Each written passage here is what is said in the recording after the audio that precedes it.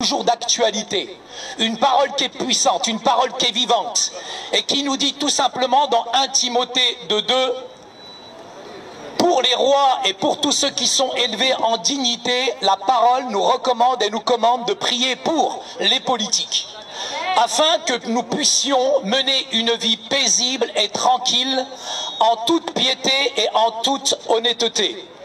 Il est important, chers amis, ce soir, j'ai pas l'impression, je dirais que nous sommes tous en phase avec la réalité du terrain, mais comme vous le savez, je suis pas un homme qui va vous donner des consignes pour voter pour un homme politique quelconque. Je pense que ça doit rester vraiment un bulletin secret. Mais mon avis aujourd'hui, c'est que nous devons en tout cas voter pour quelqu'un qui va adhérer à nos valeurs chrétiennes, à nos valeurs de l'évangile. Pour moi, c'est essentiel, c'est important.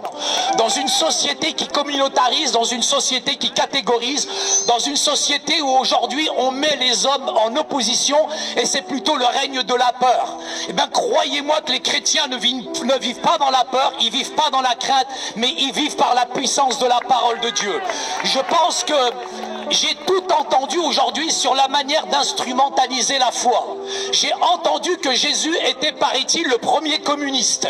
J'ai entendu aussi que finalement un chrétien ne pouvait pas voter à droite. Le pire, c'est que j'ai même entendu certains chrétiens dire ça sert à rien de voter. Mais si tu ne votes pas, finalement, qu'est-ce que tu fais? Tu laisses finalement les gens choisir à ta place. J'ai entendu que la gauche, qui a été vendue à l'islamisme, finalement, et le fait que de voter à gauche, on nous dit que c'est incompatible avec les valeurs chrétiennes authentiques. J'ai aussi entendu que le fait de voter l'extrême droite, on était sur la ligne rouge et qu'un chrétien ne pouvait pas franchir cette ligne. Méprenez-vous, chrétiens et non chrétiens. J'en ai vu combien, en tout cas, franchir cette ligne encore aujourd'hui. Je voudrais vous dire ce soir, ce qui m'importe véritablement, ce qui est important pour moi, ce qui est important pour vous, c'est que nous avons une base, nous avons un socle, nous avons une assise, nous avons des valeurs, nous avons une force, nous avons une puissance. Elle est tirée de la puissance de la parole de Dieu. Et ces valeurs-là m'amènent à une action sociale. Et c'est cette action sociale qui arrive à toucher aujourd'hui le politique. Et ce ne sont pas, permettez-moi de vous dire ce soir, les réalités politiques qui vont définir les limites de ma spiritualité, mais c'est plutôt la puissance de la parole de Dieu. Je ne sais pas ce que vous attendez des politiques, je les respecte, nous devons prier pour les politiques, quelle que soit la personne. D'ailleurs, je vote toujours pour le gagnant, comme ça c'est facile.